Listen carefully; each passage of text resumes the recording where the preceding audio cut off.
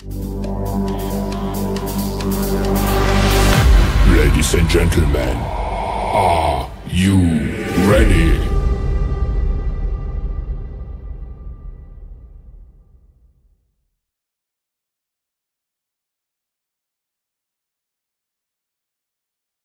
Kaigsunan ato mahinabi ron si Konsihal Nisi Puro Tiroy, ang konsihal sa atong umaabot na mayor si Yugi Ruiz. May gabi ni mo, sir. May gabi, right? Unsa may nakaaghat nato nga nidagan ta pagka konsihal ubos ni Yugi Ruiz? Kaya ang primero gidani rin sa wa yun tayo plano nga musagan, no? So nahimo kong konsihal sa una sa barangay San Roque. So after ato decide ko nga undang matag pamolitika. Ambot unsang pag-usa kay dunay ni endorse ako nga dito na gusto magod ni Yugi nga mangita siya o katog yung dunay expertise sa especially kaning ako ang pagka-lisensyado no kani sa urban planning. Kunya sa pagkakaroon magod murag kargado magod nga urban planner, murag dili gyud hilig og pamolitika. Coincidence na siguro tong ako kay nagsugod ko sa barangay. Kunya nakita sa nila dito sa barangay nga nadun ako plano nga lubuhat kanang tawag na to Kalye Magallanes pedestrianization. Kunya gusto nila nga mahatag sa Yugi sa kinatibukan sa siyudad sa Subo. So nagkastorya mi ni Yorme, ingon siya kuyugin na lang ko. Kay ni hatag man sad ko suporta niya, ni commit ko nga mo-support ko niya sa iyang kandidatura. So karon na mga pila na kaadlaw ato nang labay, iya kong giingnan nga kung pwede mukuyog na lang kanako isip usa ka konsehal. Dili biya basta-basta ni mudagan tag syudad sa Subo.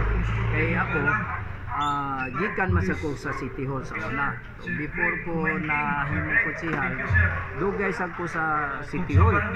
So nahid ko sa Land Use and Zoning Division, nahimo kong executive director sa atong local housing board.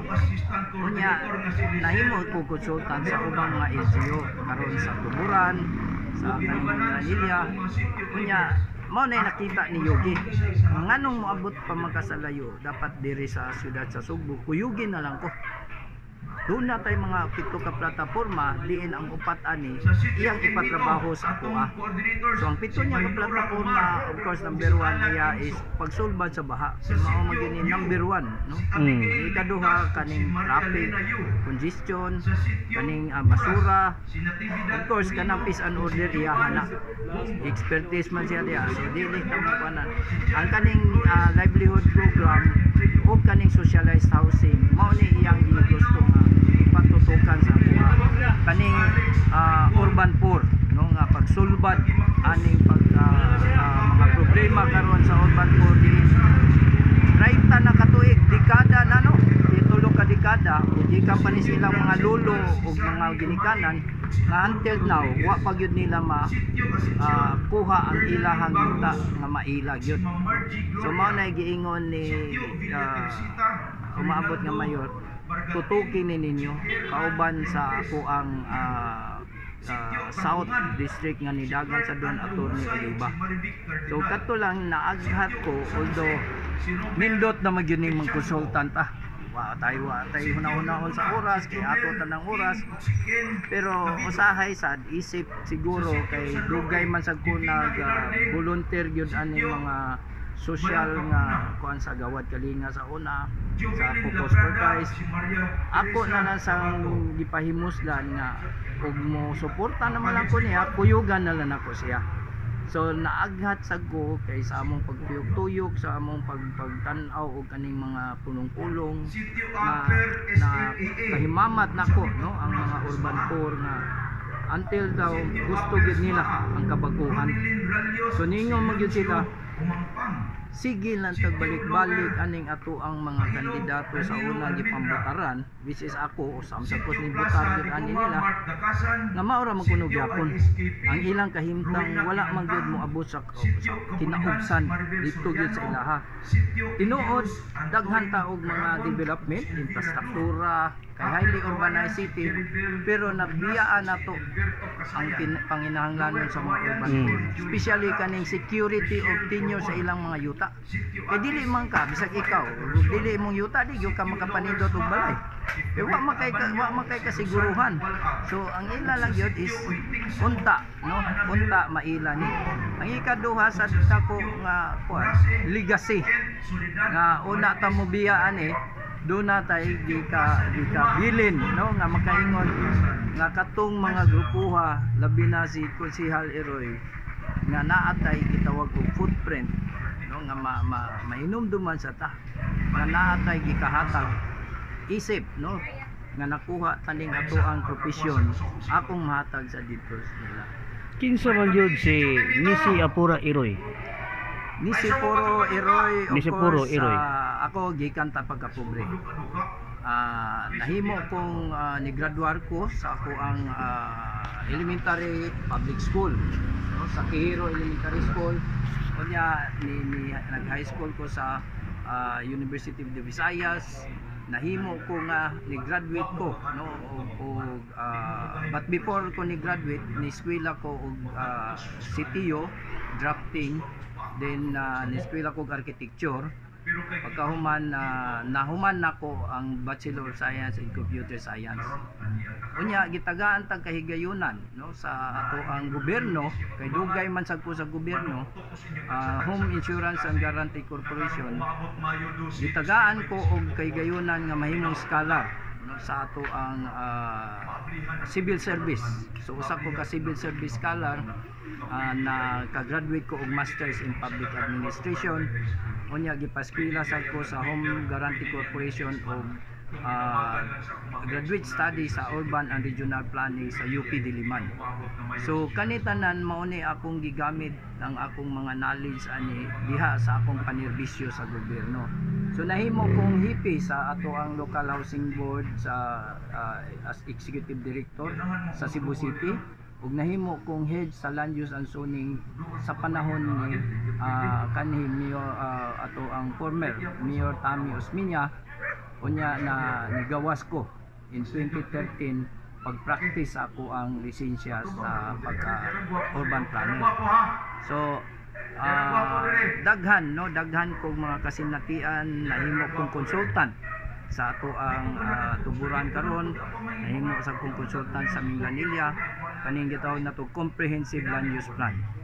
So daghan nako og mga engagement sa ato ang private, hindi ba kaning sa landmaster, pagbuhat og mga traffic impact study, og usasag ko, no, sa consultant sa DPWH kaning Metro Cebu Expressway, isip environmental specialist, og katong ongoing nato nga study sa United States Trade Development Administration nga doon natay grant gihatagan ta para pagbuhat sa master plan study sa ato ang Metro Cebu Intelligence Transportation System study.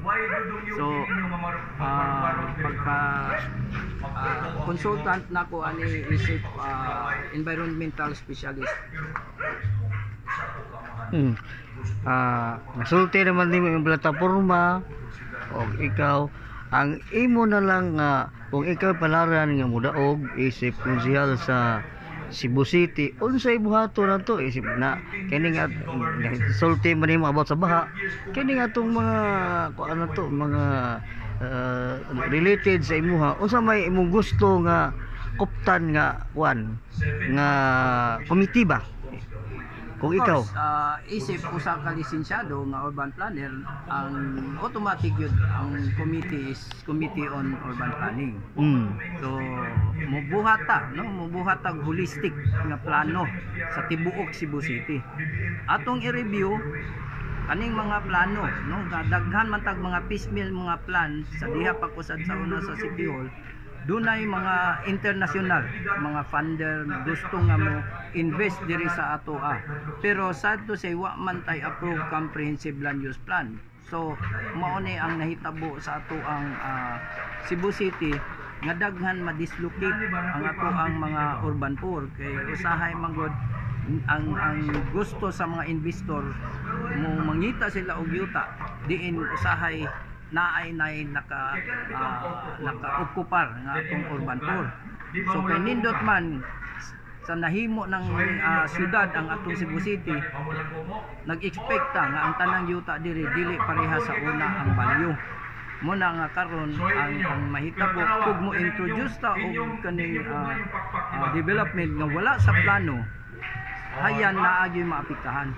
Mao na ang ako yung advocacy is pagpasar og mga balaod, no? Mga balaod nga pagprotektar sa ato ang mga urban poor, especially katong dugay na nag-occupy sa ilang yuta. So ang plataporma usa sa ato ang maabot nga mayor nga socialized housing ato ning buhatan, no? Buhatan og konkreto nga palisiya nga ato ning i-declare ang kaning mga on-site, no? On-site nga mga kaigsuonan nato nga namuyo nagtag 30 ka tuig, pila na ka tuig nga mahimo taning i-declare as socialized housing site in compliance to the Urban Development Housing Act. Kaya doon naman tayo gitawag og UDHA 7279. Mauni siya'y Biblia sa mga urban poor pagprotektar sa ilang mga katungod, sa ilang security of tenure, sa ilang gitukuran, sa ilang mga walay.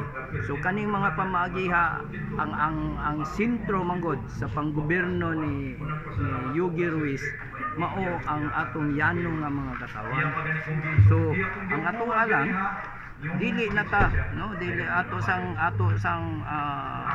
i-priority ang kaning ingon niya ang kaning mga yanong mga tao kay kanang mga dagko nga mga investment, mga infrastructure do na tay national law, do na tay national program ana o pwede na silang mag PPP ra na mga PPP, private public partnership. So pwede ra gyud na sila anytime nga dili lang maapektahan sa ang atong mga urban poor.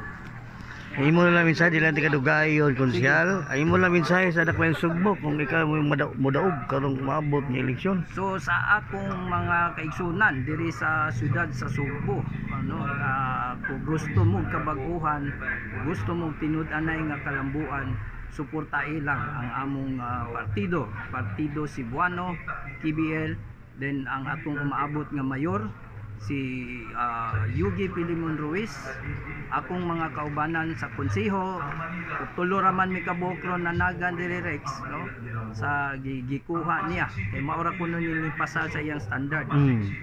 Ako the numero 17 ni si Poro Iroy, atong numero 26 si Larry or Clarissa Otadoy o si Rin Ransi. So aya lang mi kalimte sa para sa tinud-anay nga kausaban o kabaguhan for better and safer Cebu City. Thank you, may gabi.